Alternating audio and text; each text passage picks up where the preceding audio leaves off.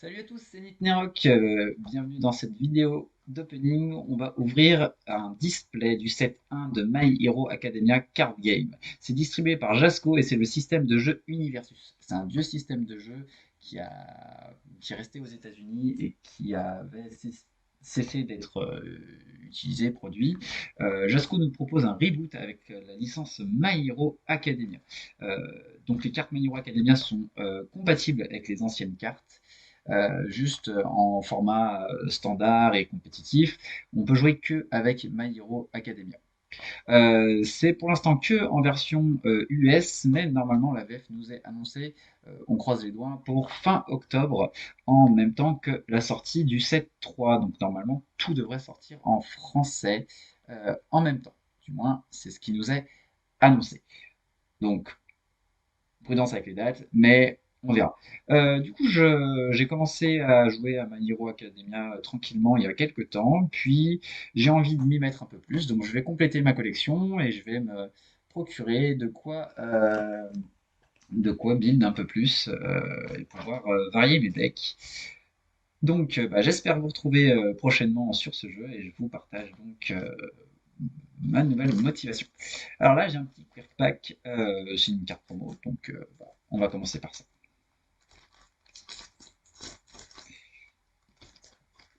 Hop. Oh, Camille, Camille Woods. Donc, dans Mini-Rock Card Game, on joue un personnage, un character, euh, qui donc est présenté ainsi. Donc, comme toutes les cartes, vous verrez, toutes les cartes ont une difficulté, c'est le chiffre orange ici, un check qui est le chiffre bleu ici, et une valeur de bloc. Ça sert à défendre. Donc, toutes les cartes peuvent servir à checker, à défendre, et elles ont une difficulté quand on veut les jouer. En l'occurrence, les personnages vont aussi avoir une taille de main, donc c'est le nombre de cartes que vous avez en main en début de tour. En début de tour, on complète sa main à la valeur de carte du personnage. Donc ici, on commence la partie avec 7 cartes, et à chaque début de tour, on refait notre main à 7. Voilà, c'est pas comme dans d'autres jeux où on pioche un ou 2 en début ou fin de tour. Ici, on refait toujours sa main en début de tour. Ensuite, la santé, 19, 20, ou alors des santé plus hautes. Souvent, plus la santé est haute, moins on a de cartes en main. Ensuite, ici, vous voyez trois logos. Ça a un impact sur votre build, c'est-à-dire qu'on va appelons ça des domaines. Vous allez choisir un domaine et toutes les cartes que vous mettrez dans votre deck devront être de ce domaine uniquement. C'est-à-dire que ben, si je choisis de faire un build water, donc en eau, toutes mes cartes doivent avoir le logo eau. Je ne peux pas en avoir une qui a le logo terre, même s'il est commun avec mon personnage, si elle n'a pas le logo eau. Ils doivent tous avoir le logo eau. Ou alors, je choisirai terre et dans ce cas, toutes mes cartes devront avoir le logo terre. Et ensuite, bah, des petits effets, comme vous voyez là, donc avec des mots-clés en couleur. En fait, les couleurs, c'est une variété de mots-clés. Si des mots-clés ont en gros le même système de fonctionnement, ils auront la même couleur. Donc souvent, ce sera ce qu'on appelle une enhance, une amélioration. C'est le mot-clé orange. Donc on peut avoir des mots-clés qui sont orange marqués en haut. Donc on connaît la définition et ça a le même fonctionnement, le même trigger que des enhances. C'est même des enhances. Juste un mot-clé sert à réduire le texte. Et puis du coup, bah, ça nous donne des petits effets. Voilà. Et puis donc les boucles verts, c'est des réponses. Donc c'est quand il se passe quelque chose, on peut les activer. Voilà. Donc comme ça, j'ai pu vous présenter comment on build. Et puis un premier personnage pour commencer, c'est cool. En plus, c'était une promo que j'avais pas. Hop. Allez, c'est parti. On va s'ouvrir donc 24 boosters du set 1. À l'heure actuelle, donc il y a une extension qui est sortie, qui s'appelle Crimson Rampage. Et la prochaine, c'est Hero Clash, qui sort donc fin octobre, au moins aux États-Unis, et théoriquement, si tout s'est bien passé, comme je vous l'ai dit en début de vidéo, dans le reste du monde. Enfin, dans le reste du monde, là où ils ont prévu de distribuer. Hop. Alors,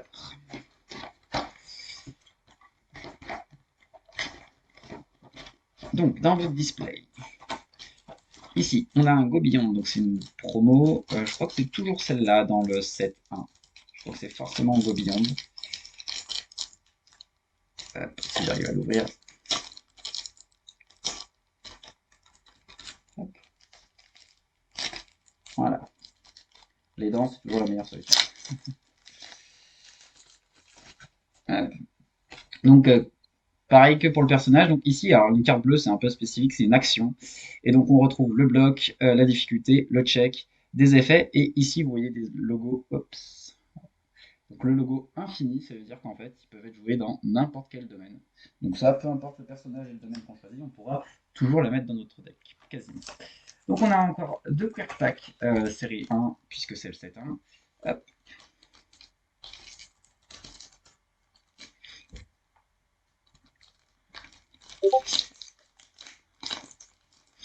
Et voici donc Capture Evil Doers, encore une action.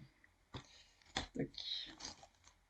Donc, je m'arrête pas trop sur les effets de cartes pour l'instant, mais, mais j'en reparle. Ah, et ben encore un Camille Woods.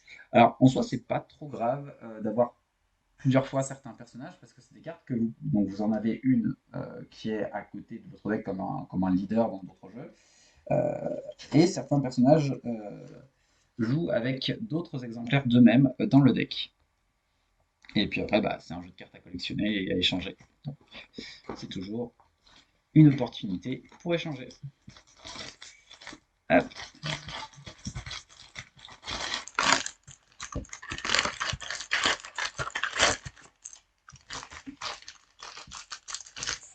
Allez.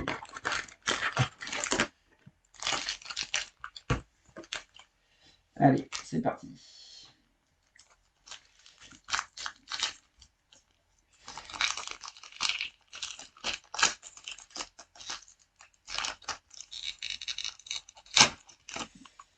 Alors, donc ça c'est une fondation, c'est les cartes grises. C'est des cartes que vous allez, qu'on appelle build, construire, et donc qui vont vous servir d'énergie, soit pour faire passer vos cartes, quand je vous expliquerai un peu plus tard, soit pour leurs effets, tout simplement. Et on retrouve donc les difficultés, les checks et les valeurs de bloc. Très souvent, les fondations, elles ont une faible valeur de difficulté et une haute valeur de check. Voilà. Les cartes oranges, donc c'est le deuxième type de carte très utilisée, c'est les attaques, ce qui va vous servir à gagner. Donc on retrouve la difficulté qui est souvent plus haute que les fondations, souvent 4 ou 5.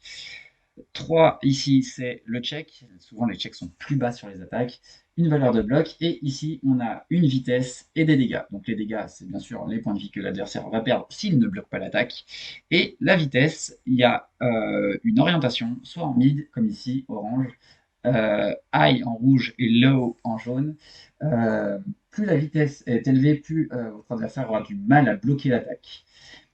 Et pour bloquer, en plus, il faut avoir un bloc qui correspond ou qui est adjacent. Donc, une attaque mid pourrait être bloquée par presque n'importe quelle attaque. Par contre, une attaque haute pourra être bloquée que par une haute ou une mid. Et si vous ne bloquez pas avec un bloc de la couleur correspondante à l'orientation de l'attaque, vous prendrez la moitié des dégâts car ce sera un bloc partiel.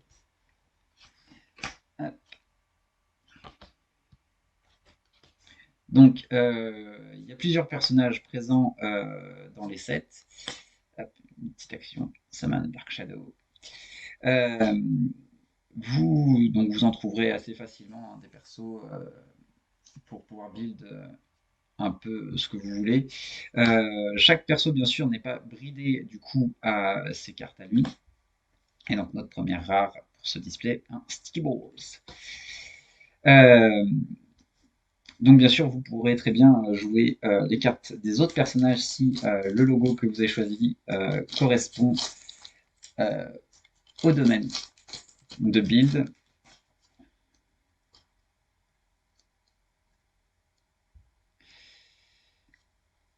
Donc il y a plein de choses à prendre en compte quand vous faites votre build. Bien sûr, les effets des fondations, des attaques, les valeurs de check et de difficulté, bien sûr. Il faut que vous ayez la possibilité de réussir le passage de cartes quand vous les jouez.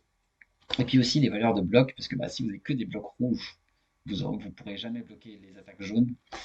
Donc c'est plein de choses à prendre en compte. Ça se fait assez facilement au final. En pratiquant, on se rend compte qu'on y pense et qu'on fait attention. Et puis en pratiquant, après on ajuste un peu. Hop, et voilà une rare pour notre ami Tenya Engine Rush.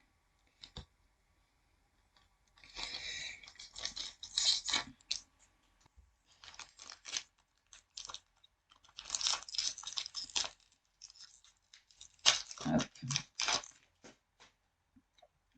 Donc, sont présents dans le set 1 tous les personnages que vous voyez là-bas, plus certains méchants,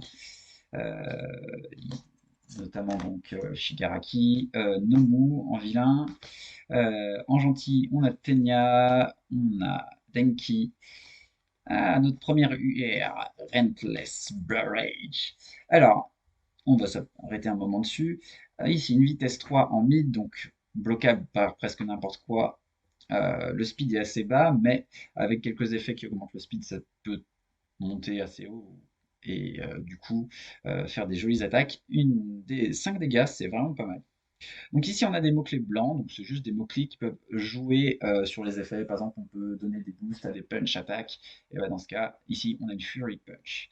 Ici, on voit qu'on a combo. Ça veut dire que quand on va jouer cette carte après une carte qui a le mot-clé ou qui correspond à la spécificité marquée ici, on pourra activer le combo 1. Si on ne le fait pas, si on n'a pas la carte correspondante avant, on ne pourra pas activer cet effet. Donc ici, punch. Donc si la carte d'avant a punch, et donc on enchaîne les punch, on aura un effet souvent puissant, parce on sera plié à la contrainte.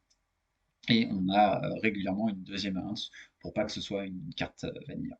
Voilà, donc une première UR. Donc pour ma part, quand j'ai commencé le jeu, j'ai monté un Eraserhead. Après, mon deuxième deck, ça a été un Tokoyami OTK. Et avec le set 2, il y avait donc deux nouveaux personnages et du renfort pour les anciens. J'ai monté un Stain, donc pour les fans de la série, le méchant qui tue les héros, car il est indigne.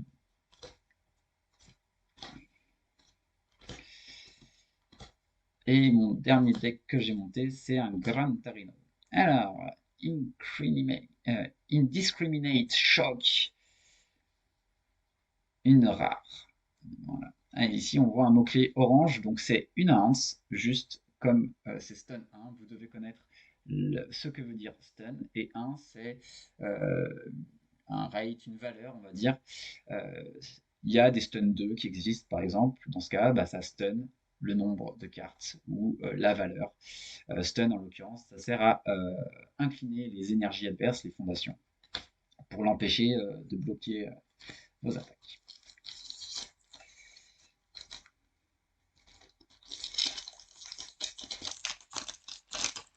Voilà. Merciless Rush, Press Control, Panache Shining Nowl Blast, Start with the Basic, Create Capturing Net, c'est assez joué dès qu'on joue en All Universal Life. C'est assez puissant, ça permet de build des fondations beaucoup plus vite. Pshoto,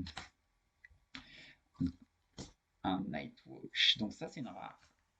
Et ici, on a ce qu'on appelle une XR. Donc en XR, vous pouvez trouver presque n'importe quelle carte. Ça peut être une commune, une peu commune, et dans ce cas, c'est une version brillante de la carte qui n'est pas censée briller.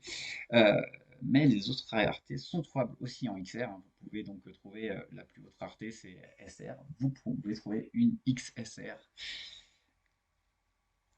Donc, encore plus rare. Ça sert juste à pimp. Mais il y en a qui aiment, on le sait tous. Sinon, je ne ferai pas le carte. Shock Absorption, Massive Flash Freeze, Infinite Potential, Keen Observation, Dark Shadow Talon, Release, Let Razor, Decaying Grip, Back to Back et Blitz Rush en UR pour notre ami Denki. Alors je vais faire un petit mot sur du coup le système de jeu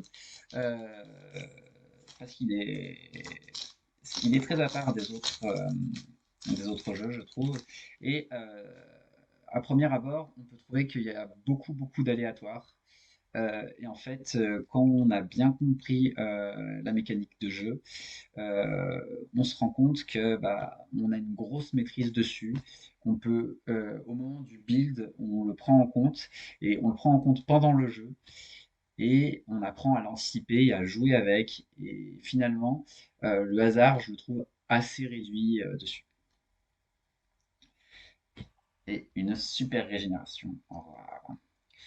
Donc, comment on joue nos cartes? Vous imaginez qu'on a ce qu'on appelle un card pool. C'est une ligne qui part de la gauche vers la droite. Quand vous allez jouer une carte, votre première carte, elle va aller donc tout à gauche de votre ligne. Et vous allez faire ce qu'on appelle un check. Donc, admettons que vous voulez jouer une fondation, vous la mettez tout à gauche. Et le check, c'est que vous allez prendre la carte du dessus de votre pioche. Et vous allez la défausser en vérifiant la valeur de check. Si la valeur de check est égale ou supérieure à la difficulté, et bien votre carte, elle reste dans le card pool et elle est validée. Donc si c'est une fondation, elle va être build à la fin du tour, à la fin de la combat phase, donc en gros quand vous arrêtez de jouer vos cartes. Et si c'est une attaque, et ben on procède à l'attaque et on rentre en alliance phase. Donc c'est le moment où on va activer tous les effets d'enhance, de stun, etc. pour modifier les attaques. L'adversaire aura la possibilité d'activer ses propres enhances pour réduire les attaques, les dommages, nous empêcher de faire passer correctement notre attaque. On résout l'attaque, on inflige des dégâts si elle n'est pas bloquée. Si elle est partiellement bloquée, on inflige la moitié. Et ainsi de suite. Si jamais je veux jouer une deuxième carte, donc j'ai réussi mon premier check, je mets une deuxième carte dans le card pool, je vais refaire mon check et je vais augmenter de 1 la difficulté pour chaque carte qui précède cette carte. C'est-à-dire que si Fulfill My Duty est ma deuxième carte dans le card pool, ma difficulté sera de 2, plus 1 pour la carte d'avant. Puis la carte d'après aura plus 2, et ainsi de suite. Donc en fait, plus on veut jouer de cartes chaque tour, plus c'est dur. Alors, une rare pour Nomu, Gale Force Patch. Un check 2 et une difficulté 6. Alors ça, vraiment, c'est des choses qu'il faut prendre en compte parce que difficulté 6, souvent, les checks, c'est des 5 au maximum. Il y a quelques 6, mais c'est très rare. Donc il faudra qu'on ait au moins une fondation. Donc je reviendrai après pour réussir à passer notre attaque. Et donc un check 2, c'est très très bas. Donc vous avez vu qu'on peut très facilement rater des attaques si jamais on joue ce genre de carte. Donc c'est un truc qu'on prend en compte. Il ne faut pas avoir peur en fait. Et en pratiquant, on se rend compte que ça passe bien et on l'équilibre correctement. Quand on finit notre tour, donc si on a construit des fondations, donc si on a réussi les checks, on les place dans notre stage, donc c'est une grande zone ici que vous pouvez aménager un peu comme vous voulez.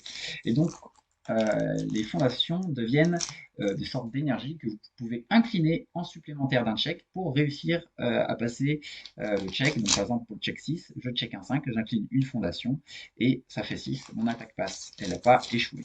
Parce que si on échoue un check, ça arrête notre tour instantanément. Donc c'est pour ça qu'un check 2 c'est dangereux, mais c'est une carte qui est très intéressante, sinon elle n'aurait pas cette valeur-là. Et voilà le Nomu. Alors, Fast, une rare et. Et ben voilà, une XSR. Donc une SR avec en rareté XR. Alors concrètement, ce qui se rajoute, c'est ce texte-là. Ça fait toute la différence, franchement. C'est vraiment très très classe à voir. Euh, voilà. Donc juste la SR a pas le texte ici en japonais. Et donc ça, c'est une XSR. Nitro Explosion Ignition. Donc c'est une carte de Bakugo qui est jouable soit en feu, soit en death, soit en air. Donc par exemple, vous avez vu Nomu death, c'est-à-dire que potentiellement, si je monte un deck avec Nomu, je peux choisir de jouer en death et de jouer cette SR. Euh, Après, bien sûr, il faut que ça rentre aussi dans la stratégie du personnage, de votre build. Ça se réfléchit, il ne faut pas mettre n'importe quoi juste parce qu'on l'a ou parce que ça correspond en termes de signes. Hein. Il y a des signes qui peuvent être identiques et la mécanique ne correspond pas du tout avec le personnage. Mais en termes de build, voilà, c'est hyper vaste et ça veut dire que je peux vraiment la jouer avec des persos qui n'ont rien à voir avec Bakugo, mais si ça rentre, par exemple, si mon personnage est basé sur les Fury ou les Ranged avec des bonus ou des trucs comme ça, je peux choisir de la jouer pour bénéficier d'une carte particulièrement puissante du coup. Euh, parce que c'est une SR. Ici en version XR, ce qui en soi du coup change rien à son effet, hein, elle n'est pas plus forte que sa version SR. Mais voilà, ouais, je suis trop content du coup de tomber. C'est ma première XSR. Dans un display précédent de Crimson Rampage, j'avais chopé une SR pour Stain. Donc j'étais très content que c'était un perso que je voulais monter. Mais là, ça me fait très très plaisir de tomber du coup cette carte que je trouve très très chouette. Ça rend très très bien. Allez, on continue. Alors, je sais plus du tout le ratio de rareté. Vous avez donc au moins une rare par booster. Et donc, avec de la chance, vous pouvez tomber. Donc, il y a plusieurs XR normalement par boîte. Euh, et avec de la chance, donc vous tombez plusieurs UR. Ah, Staff Strike. C'est une UR que j'avais pas du tout. Et là, je vais revenir sur le combo. Quand il y a deux mots-clés, il faut que les deux cartes précédentes correspondent et dans le bon ordre. C'est-à-dire que là, il y a Weapon puis Fondation. C'est-à-dire que ma première carte, ça doit être une Weapon, que ce soit une attaque avec le mot-clé Weapon ou une Fondation avec le mot-clé Weapon, puis une Fondation. En gros, je vais avoir deux cartes plus Staff Strike avec une difficulté de 6 plus 2, donc 8 si je veux réussir à bénéficier de l'effet combo. Alors je peux choisir de totalement ignorer l'effet combo et de jouer ça. Donc c'est une carte qui a une contrainte, mais qui a un effet très puissant en combo, parce que si j'arrive à l'activer, du coup en respectant cette contrainte, les deux prochaines weapon cards, donc que ce soit des fondations ou des attaques, que je vais essayer de jouer ce tour, vont ignorer la difficulté progressive. Désolé, donc il y a eu une petite coupure, donc je reprends. Donc voilà, si jamais j'arrive à activer mon ounce de combo, mes deux prochaines weapons, peu importe le type de carte, vont bénéficier, enfin vont ignorer la progressivité en termes de difficulté. Et donc même si j'ai déjà trois cartes dans mon card pool, et ben je jouerai juste avec la difficulté inscrite. Donc c'est une carte qui coûte cher, mais qui est pas mal puissante. Allez, et ben je suis très très content de cette boîte du 7-1. Je récupère des UR que je n'avais pas, puis la XR elle fait plus que plaisir. Hop, d'ailleurs, tout là. Alors, du Shigaraki qui joue sur les Fury plugins, Datsuyu. Alors, il y a quelques cartes qui ont été bannies. Tsuyu en live était très très fort. Momo. Alors, un petit truc sur. Ici, vous voyez un chiffre romain. Ici, c'est 1, c'est-à-dire que c'est la première version de Momo. Si jamais, et c'est déjà le cas, par exemple, pour Momo, il y a un deuxième personnage identique. Ils rajouteront une barre pour dire que c'est, par exemple, Momo 2. Et ce qui se passe, c'est que souvent, ils changent un domaine. Donc, ça ouvre le build dans une direction et ça le ferme dans l'autre direction. C'est-à-dire que, par exemple, si je perds Life, je pourrais plus du tout jouer les cartes en life, sauf si ils ont univers, enfin ça c'est good, donc c'est bon, ou all, tout. Donc voilà, c'est ce qui est un peu dense, je trouve, dans le build, mais qui fait que c'est hyper intéressant, c'est qu'il y a plein de possibilités, mais en fonction du domaine qu'on choisit, on s'enferme certaines et on s'en ouvre plein d'autres. Et du coup, avec l'arrivée du nouveau set, ça donne encore plus de possibilités. Voilà, c'est vraiment cool et intéressant. Et une rare Sticky Ball Torstacker.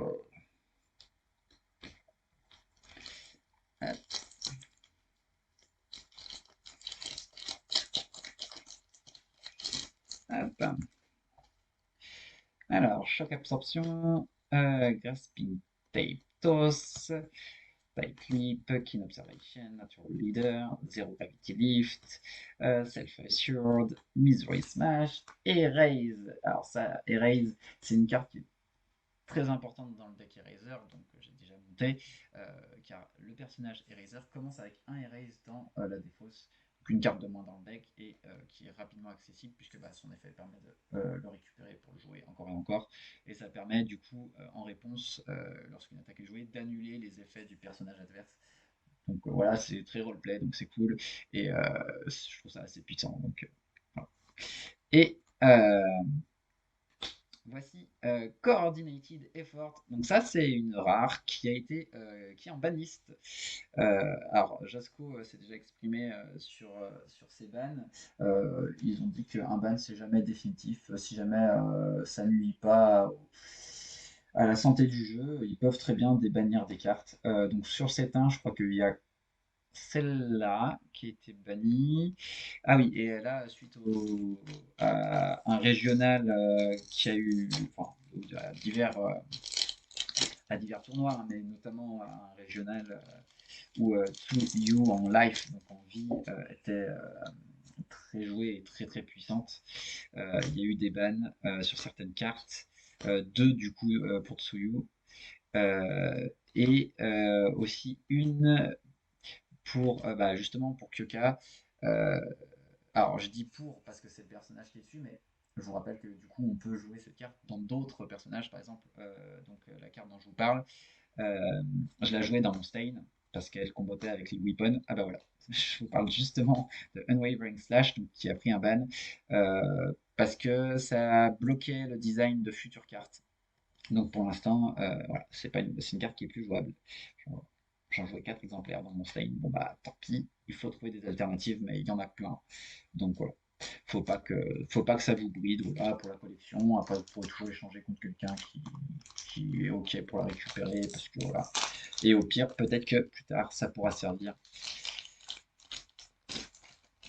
Hop.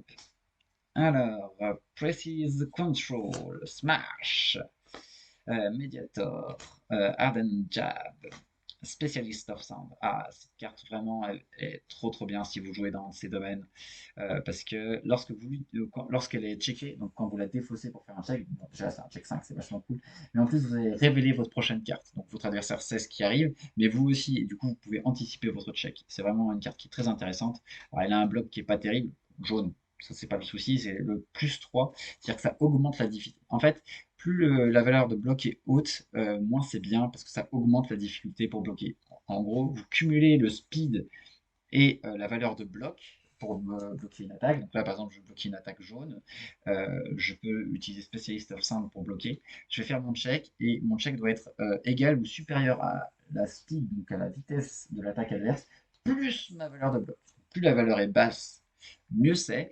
Mais enfin pour bloquer, mais ici c'est une carte qui est tellement intéressante que vous auriez tort de vous en passer si votre but c'est de maîtriser un petit peu le jeu. Euh, voilà, donc c'est pour ça que je vous dis, vraiment le jeu vous donne la possibilité de combattre un peu ce côté aléatoire. Ouais, une carte avec un 0 de speed et une difficulté de 3. Bon, bien sûr, on peut donner des bonus de speed, mais il y a aussi des stratégies qui jouent là-dessus avec notre ami Ochako. What's their plan? Un cool student. Pareil, ça, c'est une carte qui aide à checker. Donc, en gros, vous pouvez, lorsqu'elle est dans votre stage, l'utiliser en hand pour la remettre sur votre deck. Donc, vous savez que votre prochain check, ce sera un 5. Donc, c'est vachement utile. Voilà, encore pour vous rassurer sur ce côté très aléatoire, c'est qu'en fait, vous pouvez vraiment maîtriser vos checks. Alors, c'est un jeu de cartes, hein, il y aura toujours de l'aléatoire, on peut toujours se foirer, et puis bah, c'est ce qui donne un peu le côté palpitant du jeu. On sait l'imprévu qui peut nous tomber dessus. Mais du coup, voilà, ça vous permet de remettre un 5. Alors, soit pour bloquer avec du coup un check 5, soit pour passer à votre prochaine attaque qui aurait une valeur de 4 plus la difficulté ou de 5. Et du coup, voilà, ça sécurise vachement le truc. Et une XR Mercedes Rush. Alors, du coup, Mercedes Rush, normalement, il y en a eu il y en a eu d'autres qui sont sortis. On va en trouver une pour faire un petit peu le parallèle entre les deux. Hop, voilà. On a un petit Mercedes Rush ici, donc c'est une simple commune. Et en XR, voilà, elle brille et elle est un peu foularde. Voilà, on donne de la transparence à la box texte. Voilà, c'est ça une XR en vrai. C'est comme ça que ça rend. Et c'est vrai que c'est vachement cool, c'est très esthétique.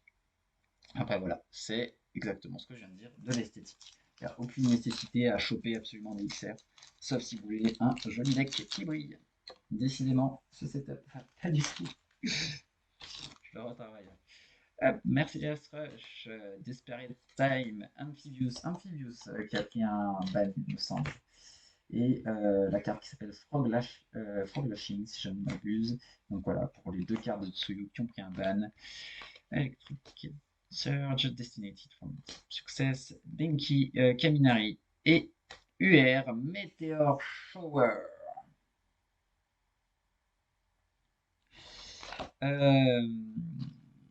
Dans mes anciens displays, je crois pas avoir eu de double en termes d'ouverture de personnages.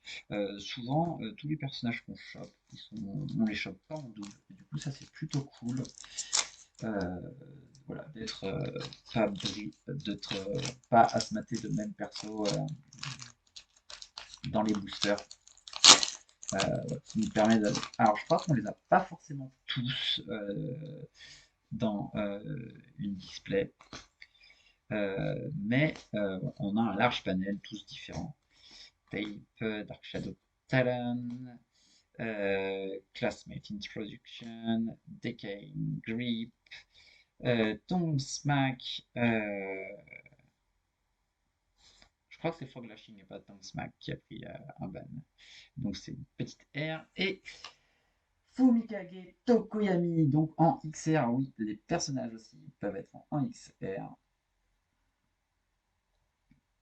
Donc là, ça n'empêche pas d'avoir un double, hein, puisque les XR sont prises en compte indépendamment, hein, des cartes de la série normale. Hop, on va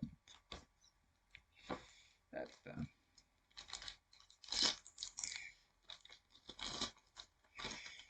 Alors, Tight Lipped, Binding Kick, Gotcha, Start with the Basics, New Laser Charge, Frozen, Walkling, Summon Dark Shadow, Berserker Blow et SR et XR dans le même display. Incroyable. Donc voilà, bah ouais, vous voyez la différence entre les deux du coup. Les SR, quand elles sont XR, voilà, jusqu'à maintenant c'était ça, elles ont un petit texte sur le côté.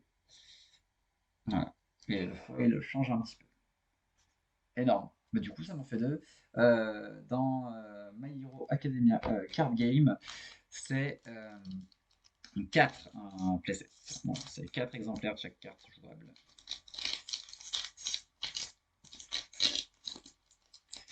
Hop. Hop. Donc c'est un peu spoilé, c'est pas grave. Donc Panache Shine Naval Blast, hop, qui va ici. Un Amphibious, Plugin, Crate Capturing Net, Celebrity Status, Someone with Style, un Miroux, Villainous Entrance, Erase et Pull No Punch. Voilà, hop, une rare. Hop. Smash, Mediator, Recasting Assistant, Strength, Zero Gravity Lift, Specialist of Sound, Supplayer, A Precious Lesson, Zero Gravity Capture, Glamorous et Binding Close Assault. Hop. Hop. Alors, on continue, on arrive petit à petit vers la fin. Je suis déjà très très content de cette ouverture. Pour l'instant, elle vend du rêve, hein, en termes de contenu. Flying Faster Kick, Release, All Might 1. Je crois que All Might il a déjà 3 ou 4 versions. C'est le personnage qui a eu le plus de versions jusqu'à maintenant. It Can't Be Fixed, Electric Surge et Binding Close Capture. C'est génial, j'en avais 2 et il m'en faut 4. C'est une UR. Et du coup, je suis à 3. Je vais en chercher une dernière du coup.